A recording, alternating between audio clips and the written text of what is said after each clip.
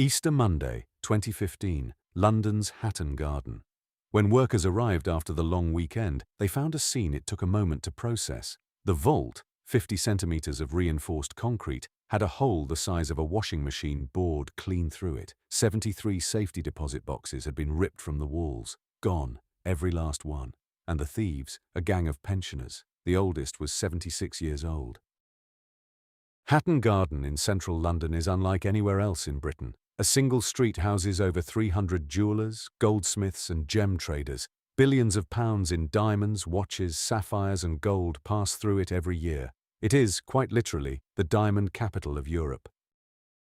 In the basement of number 88 to 90, Hatton Garden sat a shared safe deposit facility used by local businesses and private clients. Its walls were 50 centimetres of reinforced concrete. Its door was a 2-ton Chatwood Milner vault door installed in the 1940s and never meaningfully upgraded. The clients who stored their possessions here believed it was impenetrable.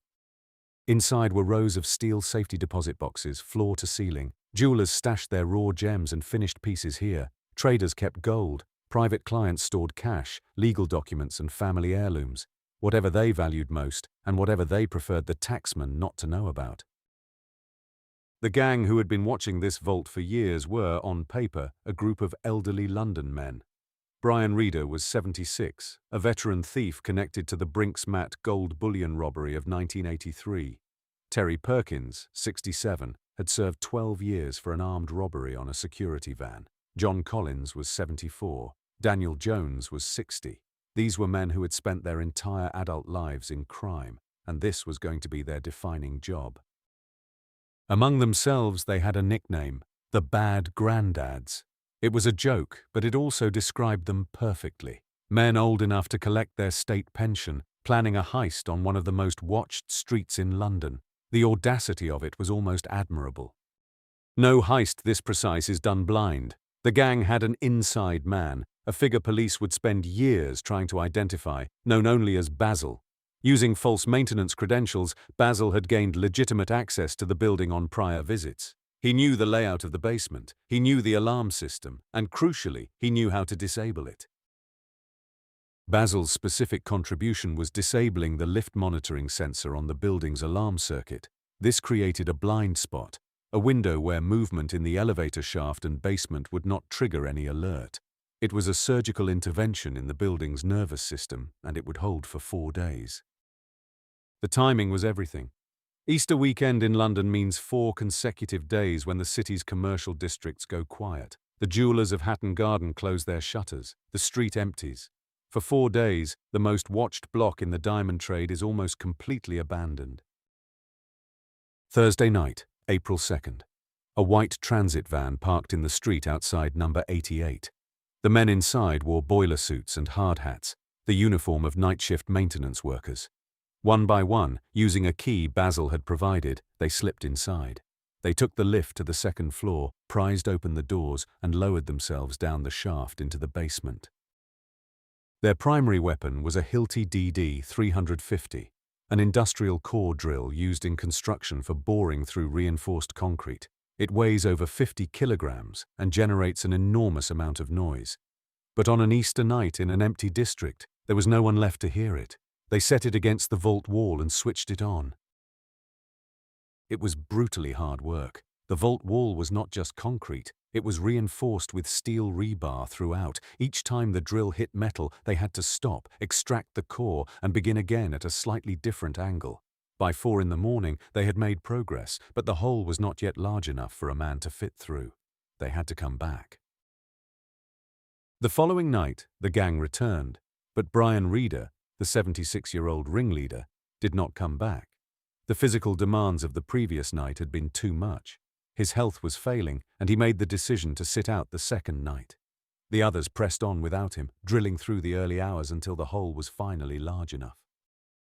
When the last section of concrete finally gave way, the men switched off the drill and listened. Silence. The alarm was still blind. One by one, they squeezed through the hole. Elderly men, some of them overweight, hauling themselves through a gap barely half a meter wide, and dropped into the vault.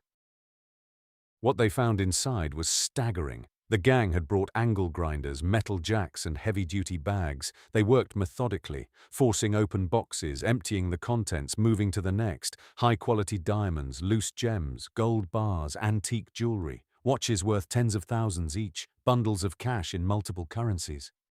The official estimate places the total haul at just over £14 million, but that number may be a significant undercount. Many clients stored items that had never been declared to insurers or tax authorities. Some simply never came forward. Industry sources believe the true figure could be many times higher. By early Saturday morning, the bags were loaded into the van. The men drove out of Hatton Garden into the empty Easter streets and headed north across London to a lock-up in Enfield, where they divided the haul. The vault doors had never been touched. The alarm had never triggered. There was no visible point of entry. It looked, at that moment, like the perfect crime. Easter Tuesday. A cleaner arrived at number 88 and noticed the lift was out of service. Investigating further, she found the basement covered in concrete dust and debris. When police arrived and forced the vault area open, the scale of what had happened took their breath away. 73 boxes had been ripped from the walls. The hole in the concrete looked like something out of a film.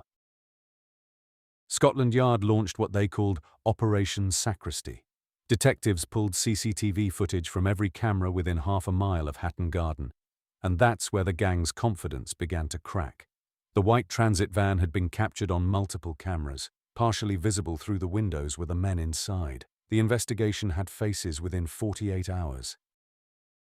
As detectives placed the suspects under covert surveillance over the following weeks, they made a discovery that broke the case open. The gang was still meeting, still arguing over the division of the proceeds. They held their meetings in car parks around North London, apparently believing they were safe from surveillance. They were not. Every conversation was recorded. The intercepted conversations were extraordinary. The men argued about who had taken more than their share. They discussed what to do with items that might be too distinctive to fence. They referred to the vault job directly by name, complained about aching joints from the drilling, and joked about their own age. At one point, one of the men called the whole thing the best bit of work we've ever done. In May and June 2015, armed officers executed a series of coordinated raids across London. Brian Reeder was arrested at his home in Dartford, Kent. Terry Perkins and John Collins were caught in a car outside a Sainsbury's in Enfield, the recordings of their own conversations having condemned them. Daniel Jones was arrested at home. Several were found with cash and jewellery still undistributed. The trial at Woolwich Crown Court in 2016 captured the nation's attention. The men appeared in the dock, some using walking frames and sticks, one in a wheelchair, and the tabloids couldn't resist the spectacle. They were portrayed by some as lovable rogues, Britain's equivalent of a Guy Ritchie film made real. Their victims, whose life savings and irreplaceable heirlooms had been stolen, found this characterization obscene. The core gang members received sentences of between 6 and 7 years. Brian Reeder, due to his age and failing health, received a lighter sentence. Several served reduced terms and were released on license. They were, once more, free men. But the story has an unresolved ending. Of the £14 million stolen, only around £4 million was ever recovered. The remaining £10 million has never been found. The gang is believed to have moved the proceeds through middlemen before their arrests, and despite extensive financial investigation, police have been unable to trace where most of it went. And there was Basil, the inside man who disabled the alarm and was never publicly identified for nearly 6 years. The gang refused to name him. Police searched extensively, using a distinctive CCTV image of a man whose face was always carefully turned from the cameras. It wasn't until 2021 that a man named Michael Seed, then 58 years old, was charged, convicted, and sentenced to 10 years. Michael Seed, Basil, said nothing throughout his trial about the missing money. No deal was struck, no information was exchanged. The £10 million he and the others had helped steal remains unaccounted for.